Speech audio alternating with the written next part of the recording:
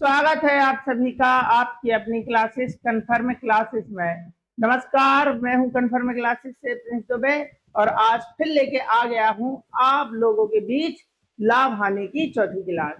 तो दोस्तों, अभी तक हमने लाभ हानि की 3 क्लास कर ली हैं, जिनमें हमने 6 टाइप के क्वेश्चन देखे और सारे ही क्वेश्चन हमारे प्रीवियस ईयर एग्जाम के ही थे। यानी कोई भी अभी जो एग्जाम हुआ है, चाहे वो 2026 का ही क्यों ना हो, 2025 का, 24 का, उसमें जो लेटेस्ट क्वेश्चन हमें देखने को मिले हैं, जिस टाइप के क्वेश्चन ज्यादा आ रहे हैं एग्जाम में, हमने उन सभी टाइप को कवर किया है और आगे भी कवर करने वाले हैं। तो आ जाइए बिल्कुल उसी लगन के साथ, जिस लगन के साथ आपने बाकी की 3 क्लास देखी है, बिल्कुल उसी लगन और फुर्ती के साथ हम आगे की क्लासेस करने वाले हैं। तो बारिश का मौसम है, वैसे भी आप कहीं नहीं जाने वाले हैं, घर पे रहने वाले हैं, या आपको अगर कोई काम नहीं है तब भी आप घर पर ही रहोगे। तो घर पर बैठे बैठे आपको बढ़िया सी एक क्लास ज्वाइन कर लेनी है और ऐसे धीरे धीरे करते टाइप वाइज आप एक चैप्टर क्लियर कर लेंगे और एक दिन पूरी गणित ही क्लियर कर लेंगे। और जैसे ही आपका सारा सिलेबस क्लियर होगा और भगवान ने चाहा तो आपका पेपर भी क्लियर हो ही जाएगा। तो चलिए इसी उम्मीद के साथ, इसी लगन के साथ देखते हैं कि आज की क्लास में हम कौन से क्वेश्चन करने वाले हैं। ठीक है ना?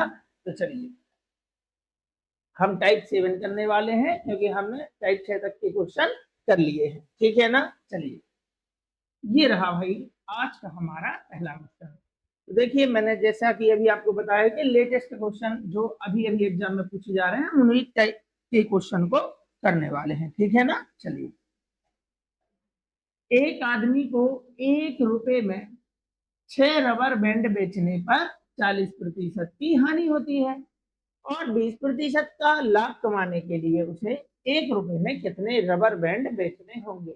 तो इस टाइप के क्वेश्चन अगर आपने पहले कोई एग्जाम दिया है तो जरूर आपको कभी ना कभी इस टाइप का क्वेश्चन भी देखने को मिला होगा। तो सबसे पहली बात, अगर इस टाइप के क्वेश्चन को करना है तो इसके करने के वैसे तो कई तरीके होते हैं, लेकिन अभी जिस टाइप का क्वेश्चन पूछा गया है, मैं उस टाइप का क्वेश्चन कैसे उड़ाना है वो हमें देखना है। जितने रुपए का सौदा पहले हुआ है 1 रुपए का, क्या उतने ही रुपए का बाद में हुआ है? यानी कि दोनों ही कंडीशन में, जब हमने 40% की हानि पर बेचा है और 20% के लाभ पर बेचने की हमसे बात हो रही है, क्या इन दोनों ही कंडीशन में वस्तुओं की जो कीमत दी है वो क्या बराबर है? तो पहले भी हम 1 रुपए का सौदा कर रहे थे, आज भी हम 1 रुपए का सौदा कर रहे हैं।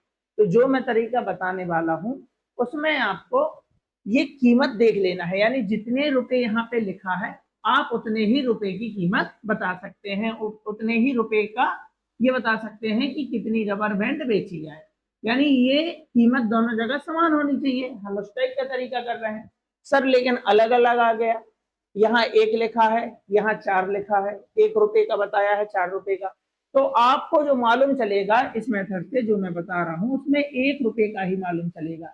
यानी जितना पहले लिखा है, चाहे 1 लिखा हो, 5 लिखा हो, 10, तो जब आपको 1 रुपए का पता चल जाएगा तो आप 5 रुपए का भी बता दोगे। तो कहने का मतलब ये है कि दोनों ही कंडीशन में कीमतें क्या होनी चाहिए? समान। और जितनी कीमत पहले दी है आप उतने ही कीमत की मात्रा निकाल पाएंगे।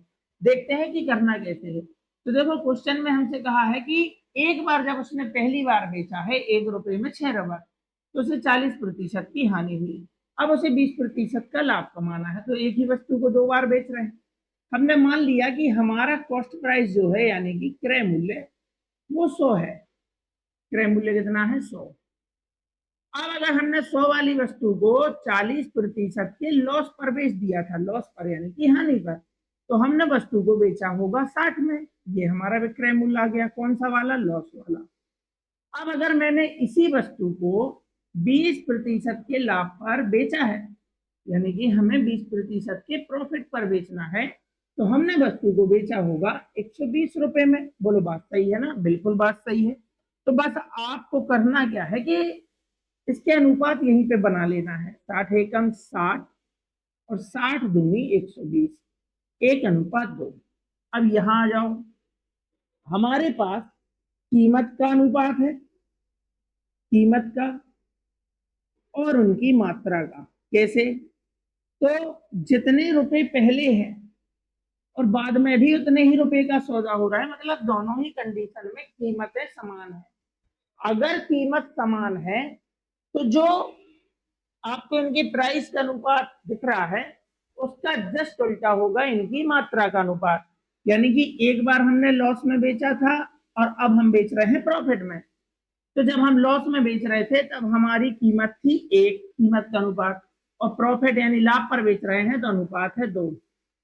क्या दोनों ही कंडीशन में इनकी कीमतें समान है? अगर कीमतें समान है तो कीमत का जो अनुपात है उसका जस्ट आपको उल्टा कर देना है, यानी 1 2 से कर देना है 2 1, वो होगा इनकी मात्रा का अनुपात। ठीक है ना?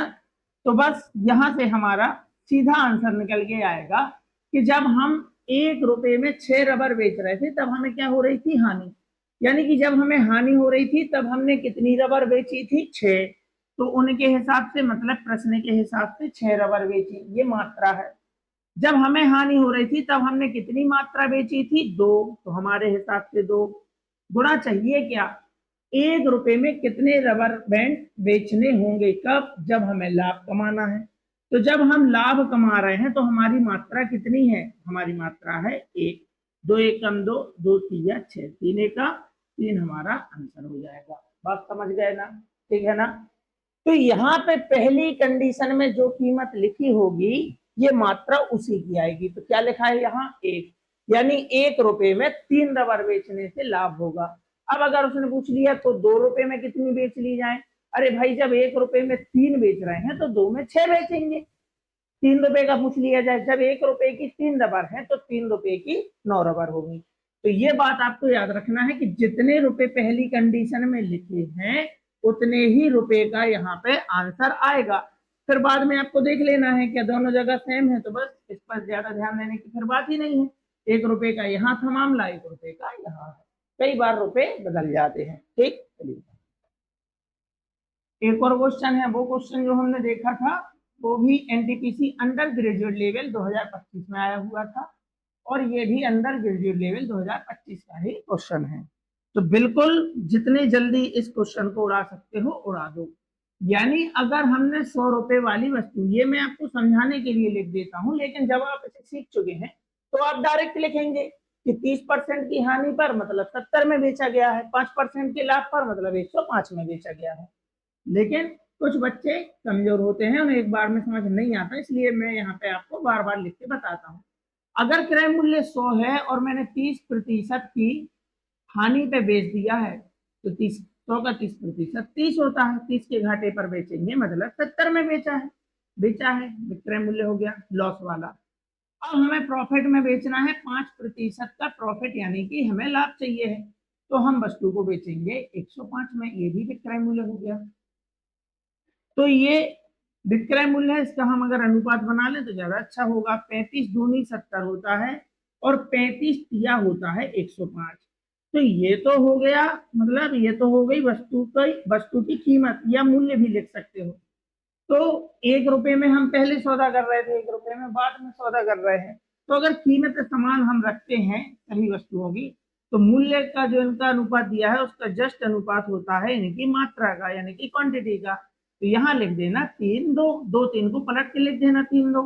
अब लो भाई, उनके हिसाब से 1 रुपए में 6 नींबू बेच रहे थे, तो उनके हिसाब से 6 नींबू बेचे।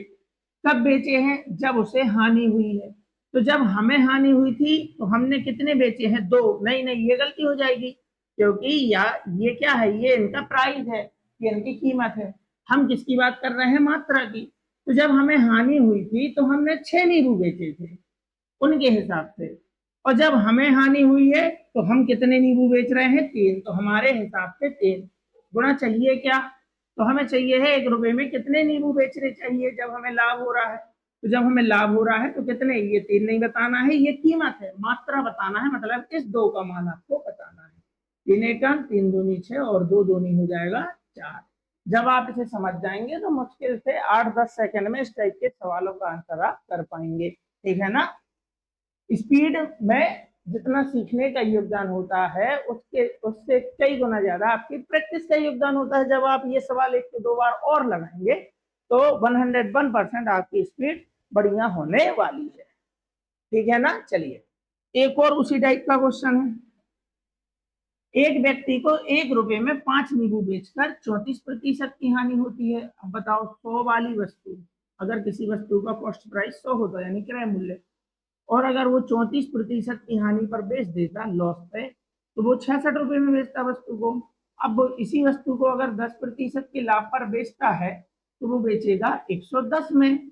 ये आपस में कटते हैं तो काट लीजिए, 22 या 66 हो जाएगा और 22 पंचे होता है 110। ये तो हो गया इनकी मूल्य का अनुपात। मूल्य का अनुपात अगर हमें पता है तो इसका जस्ट उल्टा करने से बनता है मात्रा का अनुपात, यानी कि 5 और 3। लेकिन याद रखना, अगर आप मात्रा का अनुपात उल्टा कर रहे हैं तो यहाँ जितने रुपए दिया है 1, 2, 5 जो भी पहली कंडीशन में, उतने ही रुपए का डाटा निकल के आएगा। बात समझ रहे ना, उतने ही रुपए में कितने नींबू बेचने हैं, जैसे 1 लिखा है तो 1 रुपए में कितने नींबू बेचे जाए ये निकल के आएगा। तो उनके हिसाब से बेचे जा रहे थे शुरुआत में कितने नींबू बेचे जा रहे थे, 5। उनके हिसाब से शुरुआत में 5 बेचे जा रहे थे। कब, जब हानि हो रही थी, और जब हमें हानि हो रही है तब हमारी मात्रा क्या है, हमारे हिसाब से भी 5 है। तो गुणा हमें चाहिए क्या, लाभ कमाने के लिए 1 रुपए में कितने बेचने चाहिए। जब हमें लाभ हो रहा है तो हमने तो 3 नींबू बेचे हैं, यहाँ चाहिए 3, 5 से 5 गया, आंसर हो जाएगा हमारा 3। बोलो बात समझ गए ना। तो ये एनटीपीसी अंडर ग्रेजुएट लेवल 2026 का क्वेश्चन है।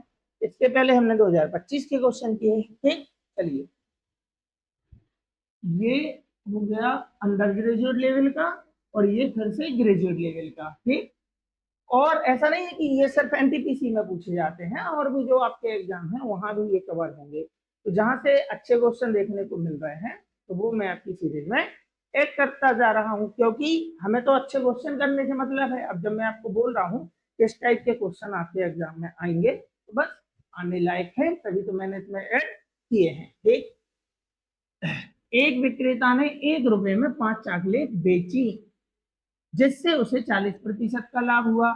उसने 1 रुपए में कितनी चॉकलेट खरीदी थी। तो अभी दोनों बार हमें क्या दिया था, विक्रय मूल्य, लेकिन एक बार, अब इसमें एक बार बात हो रही है विक्रय मूल्य की, और एक बार खरीदी मतलब क्रय मूल्य की। कोई दिक्कत नहीं है, ये तो और भी आसान हो गया। अगर किसी वस्तु का कॉस्ट प्राइस 100 है तो उसने वस्तु को 40% के लाभ पर बेचा है। 100 की वस्तु 40 के लाभ पर बेचोगे, 140 में बेचोगे। ये क्रय मूल्य हो गया, ये विक्रय मूल्य हो गया। अगर आपस में कटते हैं तो इन्हें आप काट सकते हो, जैसे 0 से 0 चला जाएगा, और 2 पंचे 10 और 2 सत्ते 14। ये तो हो गया इनके मूल्य का अनुपात, यानी कि कीमत का। हमें चाहिए है मात्रा, तो मात्रा इसका जस्ट उल्टा कर दो, यहाँ पे 7 आ जाएगा और यहाँ पे आ जाएगा 5। यहाँ भी 1 रुपए है, यहाँ भी 1 रुपए है, कीमतें समान है, तो मूल्य के अनुपात का उल्टा कर दो, मात्रा का अनुपात हो जाएगा, मात्रा का अनुपात का उल्टा कर दो, मूल्य का अनुपात हो जाएगा। तो हमने बेची कितनी चॉकलेट थी, 5। उनके हिसाब से हमने बेची 5 चॉकलेट। बेची, याद रखना, ये विक्रय मूल्य का मामला है, ये क्रय मूल्य का मामला है। तो उनके हिसाब से 5 बेची, हमारे हिसाब से कितनी बेची, 7। नहीं नहीं, ये है मूल्य यानी कीमत, मात्रा बताना है। तो 7 रुपए में कितनी बेची है हमने, 5। आई बात समझ में। उनके हिसाब से 5 बेची, हमारे हिसाब से भी 5 बेची। गुणा चाहिए क्या, 1 रुपए में कितनी चॉकलेट खरीदी, तो खरीदी मतलब किराए, कितनी खरीदी है, 7। ये आपको बता देना है। 5 से 5 चला जाएगा, आंसर हो जाएगा ऑप्शन ए 7। समझ गए ना। तो कई बार 2 बार लाभ नहीं देता है, जबकि पिछले क्वेश्चन में देखो हमने 3 क्वेश्चन किए, 2 बार लाभ प्रतिशत बताया था, तो 2 बार हमने विक्रय मूल्य, दोनों ही जगह विक्रय मूल्य का अनुपात था। पहले हानि में बेच रहे थे, अब लाभ में। अब यहाँ 2 बार लाभ नहीं है, एक बार क्रय मूल्य है, एक बार विक्रय मूल्य, उनकी मात्राएं हैं। तो जो कुछ दिया है उसके आधार पर क्वेश्चन हो जाएगा। ये क्रय की गई मात्रा है, ये विक्रय की गई मात्रा है ना। चलिए एक और बिल्कुल वैसा ही क्वेश्चन है, और ठीक है, ये आपके लिए होमवर्क हो जाएगा। अब आप समझ तो चुके ही हैं, तो ये आपका होमवर्क है, और इसका आंसर आप मुझे कमेंट में जरूर बताएंगे। ठीक है ना। एनटीपीसी ग्रेजुएट लेवल 2026 का क्वेश्चन है। चलिए, और अब हम देखने वाले हैं टाइप 8 के क्वेश्चन। चलिए, एमपी कांस्टेबल 2026 का क्वेश्चन है, मतलब इसी वर्ष का। ठीक, एक पंखे का अंकित मूल्य मतलब 25-26 का है, 25 की वैकेंसी 26 में ऐसा हो जाता है। ठीक, चलिए।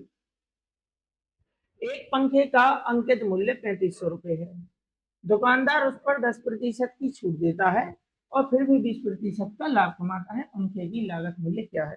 अब चाहे आपका एमपी पुलिस कांस्टेबल का एग्जाम हो या कोई भी कॉम्पिटेटिव एग्जाम हो, दिल्ली पुलिस कांस्टेबल का हो, सीएचएसएल हो, सीजीएल हो, एनटीपीसी है, आबकारी का क्वेश्चन है, कोई भी, तो एसएससी जीडी में तो पिछले साल बहुत ज्यादा पूछा गया था यही क्वेश्चन इसी टाइप का। तो ये क्वेश्चन बहुत ही पॉपुलर है, इसे आप लाभ हानि के जब चैप्टर पढ़ेंगे वहां भी देखेंगे इस टाइप के क्वेश्चन, या फिर जब आप डिस्काउंट पढ़ेंगे अलग से तो वहां भी ये क्वेश्चन देखेंगे। तो हम लाभ हानि पढ़ ही रहे थे इसलिए हमने ये क्वेश्चन यहाँ भी कवर कर लिया। इस टाइप के क्वेश्चन जब हम बट्टा पढ़ते हैं किसी भी बुक से तो वहां भी मिल जाते हैं।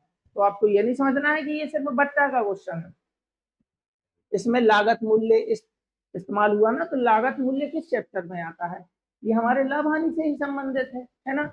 अब हमें पहले समझना होगा कि सर ये अंकित मूल्य क्या है। तो हम क्रय मूल्य तो जानते ही हैं, विक्रय मूल्य भी हम जानते हैं। हमने किसी वस्तु को 100 रुपए में खरीदा, 150 रुपए में बेच दिया, तो 100 रुपए का क्रय मूल्य हो गया और जितने में बेचा है वो उसका विक्रय मूल्य हो गया। लेकिन अगर आप एक दुकानदार हैं, अगर आपकी कोई दुकान है तो आप अंकित मूल्य भी जानते होंगे। अंकित मूल्य का मतलब होता है प्रिंट रेट, मार्केट प्राइस, जो आप उस पर प्रिंट कर लेते हैं ना। जैसे मान के चलो आप कपड़े लेने गए, आपने एक जीन्स खरीदा, उस पर लिखा था 1000 रुपए, तो ये उसका मार्केट प्राइस है। अब आपको दुकानदार अगर इसमें बोलता है कि हाँ है तो 1000 रुपए का, हम आपको इसमें 200 रुपए कम कर लेंगे और फिर वो आपको बेच देगा, तो ये 800 रुपए में उसने बेच दिया आपको, तो ये तो विक्रय मूल्य है। लेकिन जो रेट उसने आपको बताए थे यही अंकित मूल्य है, यही अंकित मूल्य है। इसी को मार्केट प्राइस बोलते हैं और इसी को विज्ञापित मूल्य भी बोलते हैं, और हम प्रिंट रेट बोलते हैं जो उस पर लिखा होता है। जैसे इस पेन को खरीदने गए, इस पे लिखा 50 रुपए, तो मैंने कहा कुछ डिस्काउंट, उसने कहा हाँ सर 20% का इस पर डिस्काउंट मिल जाएगा। तो क्यों उसने डिस्काउंट दिया, क्योंकि उसने ऑलरेडी इस पे कीमत बढ़ा के लिखी हुई थी, है ना। तो जो रेट उस पर लिखा होता है वो उसका मार्केट प्राइस होता है, और जो हम डिस्काउंट देते हैं वो हमेशा देते हैं मार्केट प्राइस पे। डिस्काउंट किस पे दिया जाता है, मार्केट प्राइस पे। जैसे लाभ हानि की गणना किसके आधार पर होती है, तो लाभ हानि की गणना क्रय मूल्य के आधार पर होती है, ठीक उसी प्रकार बट्टे की गणना अंकित मूल्य यानी मार्केट प्राइस के आधार पर होती है। ठीक है ना। जैसे मान के चलो आप एक दुकानदार हैं, आप कहीं से एक पेन खरीद के लाए, आपने कहा मैंने 50 रुपए का एक पेन खरीदा, अब मुझे बेचना है, अब मैं ग्राहक को डायरेक्ट बोलूंगा कि 60 रुपए में बेचना है, तो हो सकता है ग्राहक मुझसे मूल भाव करे, और अगर आप मूल भाव नहीं करेंगे, कम नहीं करेंगे, तो आपका ग्राहक उदास हो सकता है, आपसे नाराज हो सकता है, और फिर वो कभी आपकी दुकान पर नहीं आएगा कि यार वो तो कभी डिस्काउंट ही नहीं देते हैं। तो दुकानदार करते क्या है कि जैसे हमने किसी वस्तु को 50 में खरीदा, तो वो उसका रेट आपको बताएगा कि भाई ये 70 रुपए का है, तो ये जो उसने रेट बताया वो उसका मार्केट प्राइस है। फिर उसने कहा कि भाई साहब कुछ तो कम कर लो, ठीक है आप 10 रुपए कम दे देना, 10 रुपए कम दे देना, और फाइनली उसने वस्तु को बेच दिया है 60 रुपए में। यानी कि जितने रुपए में आपने वस्तु खरीदी है वो तो क्रय मूल्य है, और अगर आपने उस पर कोई रेट लगा दिया है, प्रिंट रेट बना दिया है, तो वो उसका मार्केट प्राइस है, यानी कि अंकित मूल्य, इसी को बोलते हैं अंकित मूल्य। बोलो बात समझ गए ना, जो आपने संचित किया है। और इस पर अगर आपने कोई डिस्काउंट दे दिया, 70 रुपए पे आपने 10 रुपए कम कर लिए, यानी आपने वस्तु को बेचा है साथ में, ये होता है हमारा विक्रय मूल्य। बोलो बातें क्लियर है ना। और अगर बात आप समझ गए हैं तो आइए फिर आते हैं हम अपने क्वेश्चन पर। तो दो क्वेश्चन इसमें बहुत ही फेमस है, मैं दोनों क्वेश्चन आपको बढ़िया तरीके से सिखाने वाला हूँ। एक पंखे का अंकित मूल्य 3500 रुपए है, यानी अंकित मूल्य हमें दिया है, दुकानदार उस पर 10% की छूट देता है और फिर भी 20% का लाभ कमाता है, पंखे की लागत मूल्य क्या है। तो अगर आपको क्वेश्चन में बट्टे का प्रतिशत यानी छूट का प्रतिशत, डिस्काउंट, और लाभ का प्रतिशत दिया है, तो आप क्वेश्चन एक लाइन में कर सकते हैं। उसके लिए आपको छोटी सी बात याद रखनी होगी कि आप कॉस्ट प्राइस यानी कि क्रय मूल्य का, और मार्केट प्राइस यानी अंकित मूल्य का डायरेक्ट अनुपात निकाल सकते हैं। वो कैसे? अगर आप 100 में से डिस्काउंट परसेंट घटा देंगे, डिस्काउंट हमेशा कम होता है इसलिए घटाना है, और अगर आप 100 में प्रॉफिट परसेंटेज जोड़ देंगे तो अनुपात जो निकल के आएगा, जो संख्या यहाँ पे आएंगी वो किसका अनुपात होंगी? क्रय मूल्य का और विक्रय मूल्य का। अभी ये क्वेश्चन बहुत ज्यादा पूछा गया है तो बहुत से बच्चों को ये याद है, बहुत से बच्चों से मतलब जो बच्चे क्वालिफाई कर रहे हैं वो इस प्रोसेस के साथ जा रहे हैं क्योंकि क्वेश्चन आसान ही है। जब डाटा मुश्किल होता है तो हम इसे भिन्न बना के और बराबर करके करते थे अनुपात की मेथड से, लेकिन अभी जरूरत है नहीं। तो 100 में से डिस्काउंट, डिस्काउंट कितना है? तो डिस्काउंट है 10%। अब 100 में से 10 जाएगा तो यहाँ पे आ जाएगा अपना 90। 100 प्लस प्रॉफिट परसेंट यानी लाभ का प्रतिशत कितना है? 20, तो यहाँ आ जाएगा 120। कटते हैं, काट दो, 3 तिया 9 हो जाएगा, 3 चौके 12 हो जाएगा। यानी किसी वस्तु का क्रय मूल्य 3 है और विक्रय मूल्य क्या है? 4। दोनों में से किसी एक की बात आपसे पूछेगा। उनके हिसाब से अंकित मूल्य दिया है 3500, हमारे हिसाब से अंकित मूल्य दिया है 4। एनपी मतलब मार्केट प्राइस। चाहिए क्या? हमें चाहिए है लागत मूल्य जो कि है हमारा 3। 4 से आपको काट देना है, 4 8 32 हो जाएगा यहाँ पे, और बच जाएगा 3 हो गया 30, 4 सत्ते 28, बच गया 2 20, 4 पंचे 20, और सीधा इनका करा देना है गुणा। 3 5 15, इकाई अंक पे 5 होना चाहिए, वही हमारा आंसर होगा 2625।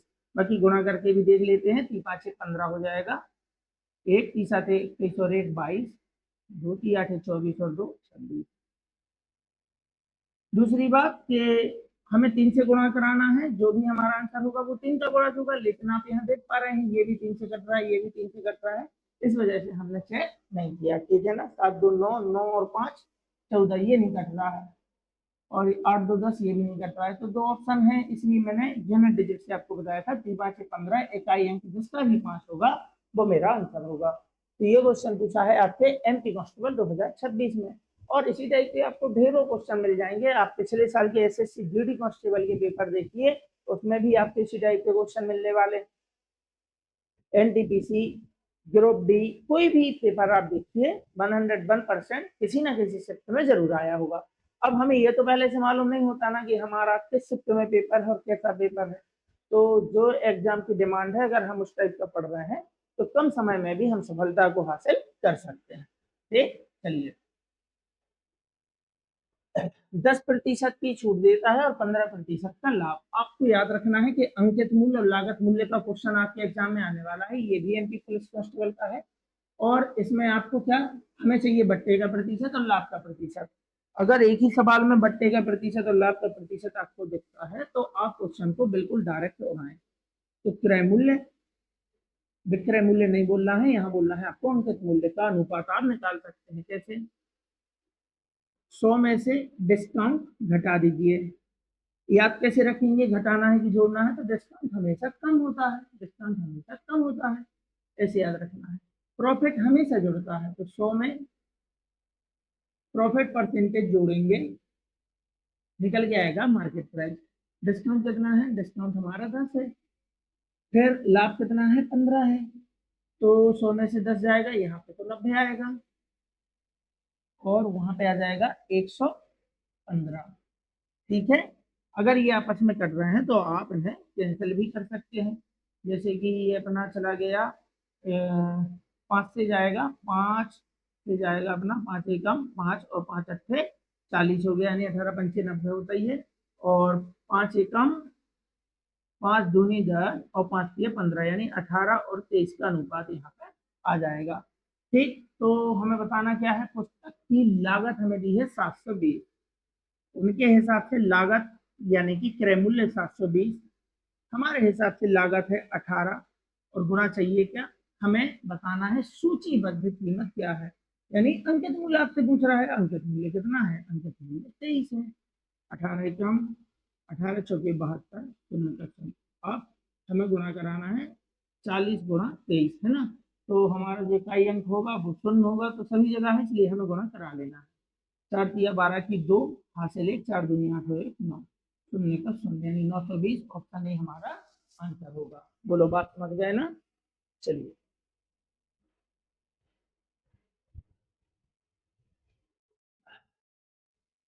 अब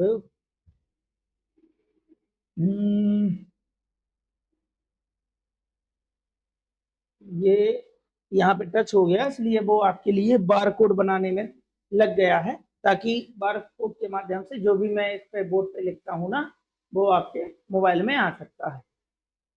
आगे से हम प्रयास करेंगे कि भाई हम जो भी इस पे पढ़ रहे हैं, जो भी मैं इस पे लिखता हूँ, वो आपको पीडीएफ फॉर्म में आपको मिल जाए, तो आप उसका रिवीजन कर सकते हैं, ठीक है ना। चलिए उसकी भी व्यवस्था हम कर लेंगे।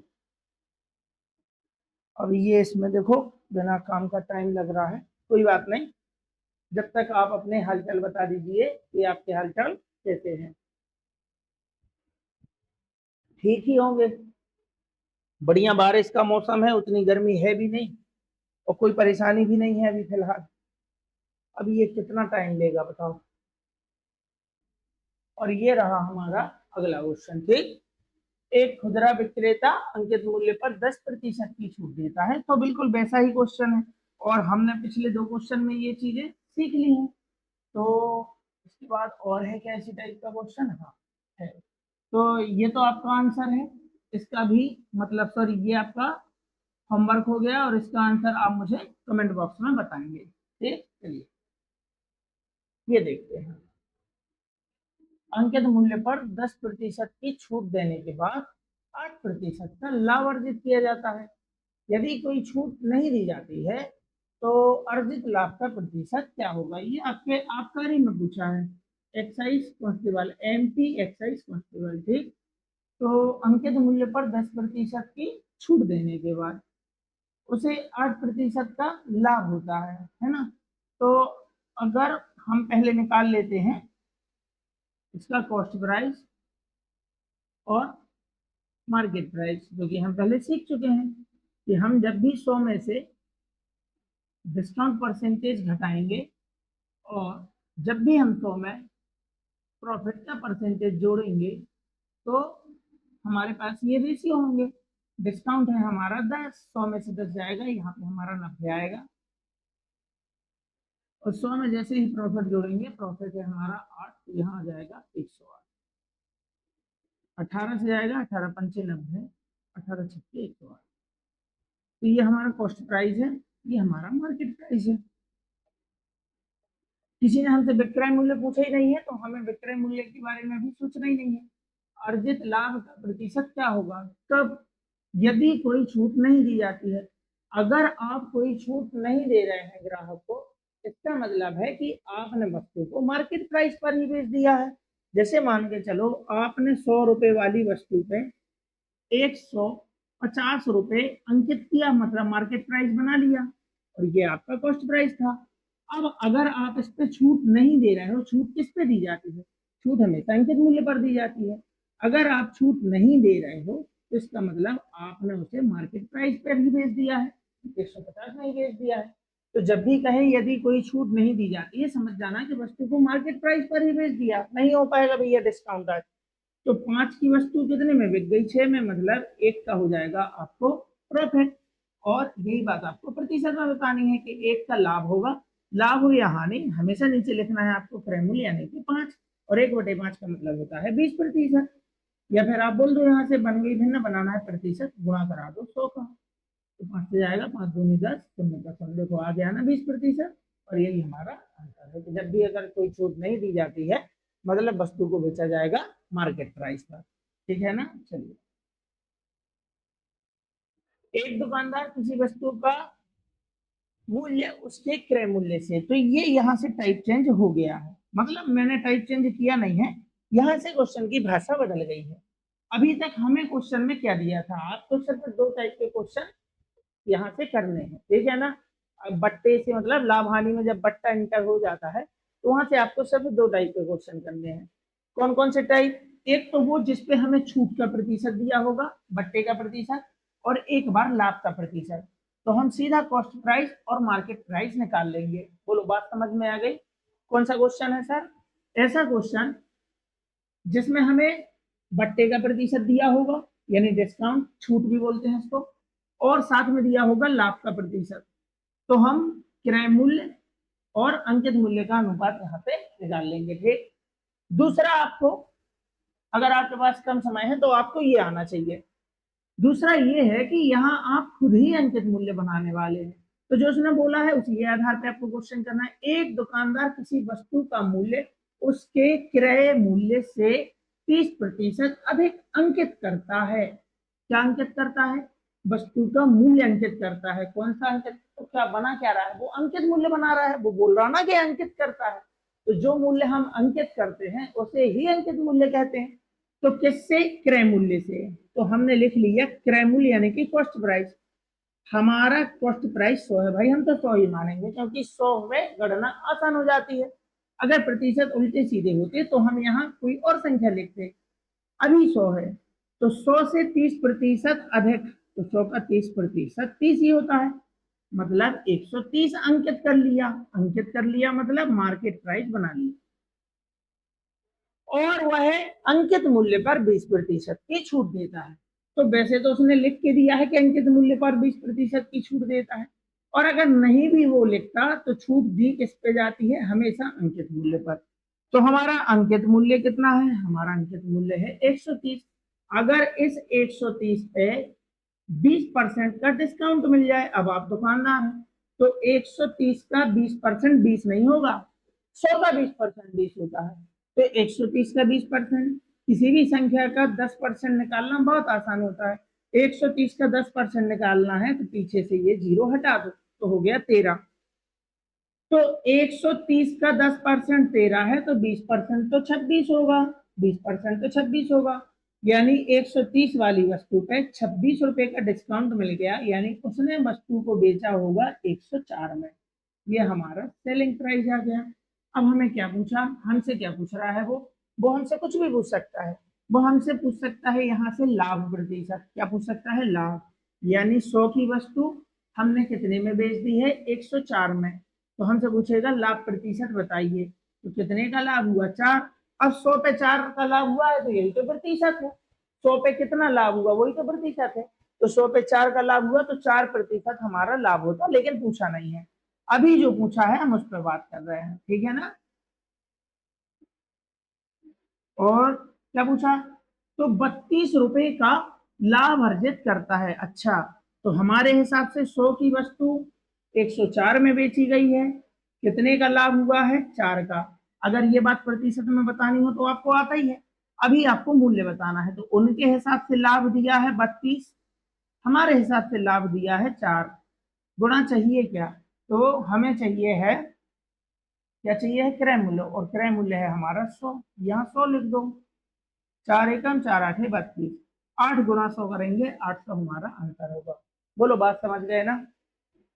साथ में ये भी समझ लो कि अगर प्रतिशत उल्टे सीधे आ जाते बाई चांस, जैसे मान के चलो वो कह देता हमसे कि हम किसी वस्तु पे 16 सही 2/3% अधिक अंकित करते हैं, यानी क्वेश्चन यही होता, प्रतिशत बदल जाते हैं। इस 30 की जगह वो बोल देता हमसे 16 सही 2/3% अधिक अंकित करता है, और उस पर 20% की जगह हम लिख लेते हैं कि 12 सही 1/2% का डिस्काउंट देता है, छूट देता है। तो हम कैसे करते हैं? तो यहाँ हम लिखते 12 सही 1/2%। तो पहले हम बनाते हैं इनकी भिन्न, यानी कि इसकी भिन्न होती है 1/6। 12 से 1/2% की भिन्न होती है 1/8। ठीक, ठीक है ना? और चूंकि ये गणना क्रमागत हो रही है तो हम इन दोनों का करा लेते गुणा। 6 8 होता है 48, और यही हमारा क्रय मूल्य होता। अभी हम लिख रहे थे क्रय मूल्य 100, और 100 इसलिए लिख रहे थे क्योंकि प्रतिशत पूर्णांक में है, ये प्रतिशत आसान होते हैं। लेकिन अगर इस टाइप से कोई भिन्न आती है तो हम क्रय मूल्य कैसे निकालेंगे? पहले बनाएंगे इनकी भिन्न, और उन भिन्नों में नीचे नीचे वाले का करा लेंगे गुणा। बोलो बात समझ गए ना? क्रय मूल्य हमारा 48 हो जाता। अब उस पर इतनी इतना मूल्य अधिक अंकित करता है। तो 16 सही 2/3 का मतलब 1/6 है। तो 48 का 1/6, 48 का 1/6, 6 8 48, यानी 8 रुपए निकल के आता, अधिक अंकित करता, मतलब यहाँ पे आ जाता 56। तो 56 रुपए वो अंकित करता, ये हमारा अंकित मूल्य आ जाता, मार्केट प्राइस। बोलो बात समझ गए ना। अगर मैं कहता कि कोई दुकानदार अपनी वस्तु पर 16 सही 2/3% अधिक अंकित करता है और 12 सही 1/2% की छूट देता है, तो हमारा डाटा इस प्रकार से होता। भिन्न बनाने के बाद नीचे नीचे वाली का गुणा कराते और वही हमारा कॉस्ट प्राइस होता है। यहाँ आपसे 100 काम नहीं करेगा, 100 में आप ज्यादा फंस जाएंगे, ठीक है ना। हैवी कैलकुलेशन हो जाएगा, दशमलव आ जाएगा। और फिर 12 सही 1/2% की छूट देता है, तो छूट भी किस पे जाती है, हमेशा मार्केट प्राइस पे। कितनी छूट देना है, 1/8। अब 12 सही 1/2% बोलो या 1/8 बोलो, एक ही बात है। यानी 56 का 1/8, 8 साते 56, 7 रुपए का डिस्काउंट देता, तो वो वस्तु को बेचता 49 रुपए में, ये हमारा विक्रय मूल्य आ जाता। तो सारे रेशियो हमारे पास हैं, पर जो वैल्यू दी होती उनके हिसाब से बटे अपने हिसाब से गुणा, चाहिए क्या। 56 पे 7 रुपए का डिस्काउंट करेंगे तो 49 में वस्तु को बेचेंगे। 48 की वस्तु 49 में बिकी होती। बोलो बात समझ गए क्या। तो अगर इस टाइप का डाटा है तब भी आप क्वेश्चन को कर सकते हैं, और अगर पूर्णांक में है इस टाइप से तब भी आप कर ही रहे हैं। तो ये मैंने आपको एक्स्ट्रा बता दिया, अभी इस टाइप का आया नहीं है, लेकिन अगर आ भी जाए तो हमसे क्वेश्चन छूटना नहीं चाहिए। बोलो बात समझ गए ना। आप कहेंगे हाँ। इसमें वो बता देता कि हमें 10 रुपए का लाभ होता है, तो अपन बोलते हैं उनके हिसाब से 10 रुपए का लाभ, हमारे हिसाब से 1 रुपए का लाभ। गुणा चाहिए क्या, क्रय मूल्य चाहिए, यहाँ हम 48 लिख देते, गुणा करा देते 480। आप चाहें तो ये क्वेश्चन काफी में नोट कर सकते हैं। ठीक, वस्तुओं की लागत 500 है, ठीक है। व्यापारी उन्हें लागत मूल्य से 40% अधिक अंकित करता है। तो लागत मूल्य अगर प्रतिशत इस टाइप के है, पूर्णांक में है, भिन्न में नहीं है। 16 से 2/3%, 12 से 1/2%, 14 से 2/7%, 9 से 1/11%, ये भिन्न वाले प्रतिशत है, और इसमें तो ऐसा कुछ है नहीं, तो आप 100 के हिसाब से जा सकते हो, ठीक है ना। तो क्रय मूल्य हमने मान लिया कि 100 है। अब 100 वाली वस्तु पर लागत मूल्य 100 हो गया, 40% अधिक अंकित करेंगे तो 100 का 40% 40 होता है, मतलब 140 अंकित कर देंगे, मार्केट प्राइस बन गया। फिर हम इस पर 25% की छूट भी दे रहे हैं, तो इसका हमें 25% निकालते आना चाहिए, है ना। तो छूट दे रहे हैं, तो 100 का 25% तो 25 होगा, लेकिन 100 का थोड़ी निकालना है, मतलब 140 का निकालना है। अब मेरे साथ स्टेप बाई स्टेप निकालना। पहले निकाल लेना है 10%। इसका 10% कितना होगा, पीछे से एक शून्य हटा दो, कितना बचा 14, ये इसका 10% है। किसी भी संख्या का 10% चाहिए, पीछे से एक शून्य हटाओ। इसका 10% 14 है, तो 20% 28 होगा। 10% 14 तो 20% 28, तो 20 नहीं चाहिए इस बार, तो 25 चाहिए। अरे भाई जब 10% 14 है तो 5% उसका जस्ट आधा होगा, 10 का आधा 5 होता है, तो इसलिए हम 14 का भी आधा कर लेंगे। 10% 14 है तो 5% 7 होगा। बोलो बात सही है ना। तो हमें 25% चाहिए, 14, 14 दूनी 28, और 28 में 7 और जोड़ो, यानी कि 35 यहाँ से निकल के आएगा। तो 140 का 25% 35 होगा, 35 रुपए कम हो जाएंगे। यहाँ पे वस्तु बिकने वाली है 105 रुपए की, और ये हमारा विक्रय मूल्य है। फिर हमें बताना क्या है, विक्रय मूल्य ज्ञात कीजिए। उनके हिसाब से हमें दिया है 500 रुपए, क्या है, लागत मूल्य। उनके हिसाब से लागत मूल्य 500 है, उनके हिसाब से मतलब क्वेश्चन के हिसाब से, और अपने हिसाब से, ये अपना हिसाब होता है, ये तुम्हारे भाई का हिसाब होता है ना। तो अपने हिसाब से है, तो गुणा चाहिए क्या, सवाल से पूछो चाहिए क्या, विक्रय मूल्य। तो विक्रय मूल्य 105 है, लिख दो यहाँ पे। वो बोले अंकित मूल्य 140 है, यहाँ पे लिख दो। वो बोले लाभ की राशि ज्ञात कीजिए, तो 100 की वस्तु 105 में बेची है, कितना लाभ हुआ है 5, 5 लिख देना, लाभ निकल के आ जाएगा। तो जो भी पूछे सारी चीजें निकल के आ जाएंगी। बट्टे की राशि ज्ञात कीजिए, बट्टा है 40 रुपए, 40 निकल आएगा। नहीं नहीं नहीं, ये तो 40 रुपए अधिक अंकित किया था। बट्टा पूछे कितना है, बट्टा 35 है, 35 लिख देना यहाँ पे। फिलहाल पूछा है आपसे विक्रय मूल्य, जो कि हमारा 105 है। 2 शून्य से 2 शून्य कट जाएंगे, इसका इसमें गुणा करा दो, 50 25 का 5, 2 5 9 2 की 2 और 5 एकम 5। और आप डायरेक्ट भी कर सकते थे, 100 पंचे 500 25, आंसर हो जाएगा 525। बोलो बात समझ गए ना। तो एमपी कांस्टेबल 2026 में पूछा है, और इस टाइप के ढेरों क्वेश्चन आपको पिछले साल यानी 2025 एसएससी जीडी कांस्टेबल में मिल जाएंगे।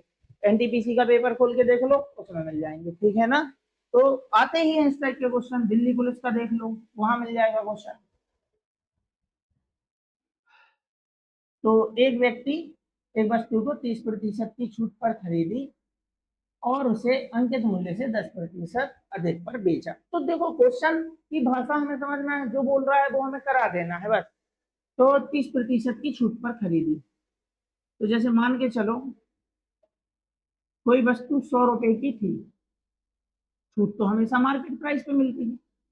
तो उसने 100 वाली वस्तु को 30% की छूट पर खरीद लिया, तो 100 का 30% 30 ही होता है, मतलब 70 में खरीद लिया, खरीदी। तो ये हमारा कॉस्ट प्राइस है, ठीक है ना।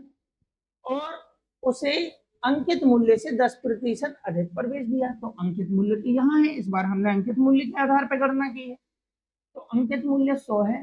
अब 100 वाली वस्तु को 10% के लाभ, अंकित मूल्य से 10% अधिक, अंकित मूल्य 100 है, 100 का 10% 10 ही होता है, अधिक यानी 110 में हमने बेच दिया। ये मन से बनाया गया क्वेश्चन है ना। तो जो बोल रहा है वो करा दो ना। एक व्यक्ति ने एक वस्तु 30% की छूट पर खरीदी, तो छूट मिलती किस पे है? अंकित मूल्य पर। इसलिए मैंने मान लिया अंकित मूल्य 100 है। 100 की वस्तु 30 की छूट पर खरीदी, मतलब क्रय मूल्य। अंकित मूल्य से 10% अधिक यानी 110 हो गया, अंकित मूल्य क्योंकि 100 था, बेची, तो ये विक्रय मूल्य हो गया। लाभ प्रतिशत बताइए। अब बताइए लाभ प्रतिशत के लिए हमें डाटा क्या चाहिए होता है? हमें क्रय मूल्य, विक्रय मूल्य चाहिए होता है जब भी हम लाभ की बात करते हैं। तो उसने 70 वाली वस्तु को 110 में बेचा है, यानी उसने 40 रुपए का लाभ कमाया है। बोलो कमाया है। इस बात को प्रतिशत में बता दो। 40 का लाभ हो गया कितने पर? 70 पर। बन गई भिन्न, बनाना है प्रतिशत, गुणा कराएंगे 100 का। जब भी प्रतिशत बनाना है तो गुणा 100 होता है, शून्य से शून्य जाएगा। अब यहाँ देखो, तो 1/7 का मतलब होता है 14 सही 2/7%। 1/7 का मतलब होता है 14 सही 2/7%। तो ये तो 4/7 है, 14 का 4 गुना आना चाहिए, 14 चौकी 56, 56 के आसपास मेरा आंसर है। ये भी 56 नहीं है, ये भी 56 नहीं है, ये भी 56 नहीं है, ऑप्शन बी 56 के पास है, ये मेरा आंसर है। तो जब आपको भिन्न याद हो जाएंगी तो आप थोड़ी थोड़ी स्पीड पर आने लगेंगे। फिलहाल क्या करें सर? फिलहाल तो गुणा करो, अगर आपको ये चीजें नहीं आती हैं तो 100 गुणा 400, 100 गुणा 4 करेंगे 400 आएगा, यहाँ 7 आएगा, 7 से जाएगा अपना ये 7 पन्ना 35, बच गया 5 50, 7 सतैया 49, 57 दिख गया ना। बस इतना ही करना है, यही हमारा आंसर है। ठीक, चलिए। एक दुकानदार किसी वस्तु का अंकित मूल्य उसके क्रय मूल्य से 40% अधिक निर्धारित करता है और 25% की छूट देता है, प्रतिशत लाभ बताइए। तो अंकित मूल्य किससे? क्रय मूल्य से। हमने लिख लिया कि भाई क्रय मूल्य हमारा 100 है। अब हमने 100 वाली वस्तु को 40% अधिक अंकित कर दिया है, मतलब 140 कर दिया है, ये हमारा मार्केट प्राइस है। फिर हमने इसी वस्तु पर क्या है, 25% की हमने छूट दी है। तो 25%, ये तो क्वेश्चन हम पहले कर चुके हैं, लेकिन इसमें लाभ प्रतिशत पूछा है। तो 25%, तो 140 का 25%, 10% 14, 20% 28 और 5% और मिलाएंगे तो 7 हो जाएगा। 28 7 होता है 33, 33 का डिस्काउंट मिल गया, यानी हमने वस्तु को 105 में बेच दिया। ये काम हम पहले भी कर चुके हैं, ठीक है ना। लेकिन ये क्वेश्चन देखो तो डाटा भी रिपीट हो जाता है। ये एमपी कांस्टेबल 2026 में पूछा, आप चाहें तो सर्च कर लेना, ठीक है ना, आपको मिल जाएगा क्वेश्चन। तो उसमें आपसे विक्रय मूल्य पूछा था, सेम टू सेम क्वेश्चन पूछ लिया। देखो संख्याएं भी नहीं बदली, 40 और 25 ही है। और ये कहाँ पूछ लिया? एनटीपीसी अंडर ग्रेजुएट लेवल 2026, 25-26, ठीक है ना, यानी 25 की वैकेंसी होगी, 26 पेपर 26 में ही हुआ है। तो जब पेपर हुआ है यहाँ हमने वो वाली डेट आपको मेंशन की है। आप क्वेश्चन को सर्च करेंगे गूगल पे, आपको मिल जाएगा, ठीक है ना। टेक्स्ट बुक पर ये क्वेश्चन अपलोड हो चुके हैं। तो हमसे पूछा है प्रतिशत लाभ या हानि बताइए। तो भाई 100 की वस्तु हम 105 में बेच रहे हैं तो हानि तो होगी नहीं, हमें होगा लाभ। कितना लाभ हुआ है? 5। तो 100 पे जितना लाभ हुआ है वही उसका प्रतिशत होता है, यानी 5% हमारा लाभ है। कैसे भाई? तो हमें प्रतिशत भी तो बनाना आता है। तो 5 का लाभ हुआ कितने पे? 100 पे, क्योंकि क्रय मूल्य हमारा कितना है? 100। बन गई भिन्न, बनाना है प्रतिशत, गुणा कराएंगे 100 का। ये लो, 100 से 100 गया, कितना आया? 5%। तो ये तो हमने हल करके देख लिया। लेकिन याद भी रख लो कि 100 से जितना अधिक, 100 से जितना कम, वही उसका प्रतिशत होता है। 100 से 5 अधिक है तो ये इसका 5% है, 100 से 5 कम होता तो वो भी इसका 5% ही होता। ठीक है ना? तो आंसर है 5%। चलिए, और अब हम क्वेश्चन करेंगे अगली क्लास में टाइप 9 पे। तो ये आपके मतलब अभी हमने 2 टाइप क्लियर किए, और ये इंपॉर्टेंट है। भले ही मैं 10 से 12 टाइप आपको पढ़ाऊंगा, लेकिन इतना रहेगा कि आपने जो भी पढ़ा है पेपर का मटेरियल पढ़ा है, और ये आपका क्विक रिवीजन भी हो सकता है। जो हम खास खास चीजों का रिवीजन करते हैं ना, तो जो खास खास है, जिन टाइप के क्वेश्चन अभी ज्यादा पूछे गए हैं, वो सारे टाइप आपको चैप्टर वाइज मिलने वाले हैं। तो अगर आपको क्लासेस पसंद आ रही हैं, तो थोड़ा सा अगर आप भी सहयोग दिखाएंगे, वो क्लास को थोड़ा शेयर कर दीजिए, और बढ़िया सा एक कमेंट कर दीजिए कि आपको कितने अच्छे तरीके से समझ में आ रहा है। अगर कोई डाउट रह जाता है तो वो भी कमेंट में बताइए। मैं अगले क्लास में आपको वो चीजें भी सिखाने का प्रयास करूंगा जो इस क्लास में अगर आप नहीं सीख पाए हैं। तो चलिए फिर इसी उम्मीद के साथ, इसी लगन के साथ लगे रहिए। आने वाले समय में निश्चित तौर से आपकी मेहनत रंग लाएगी और आप अपने लक्ष्य को प्राप्त करेंगे। तो चलिए फिर मिलते हैं किसी और अगली क्लास में। तब तक के लिए आप सभी का बहुत बहुत धन्यवाद। सभी को राधे राधे, जय श्री महाकाल।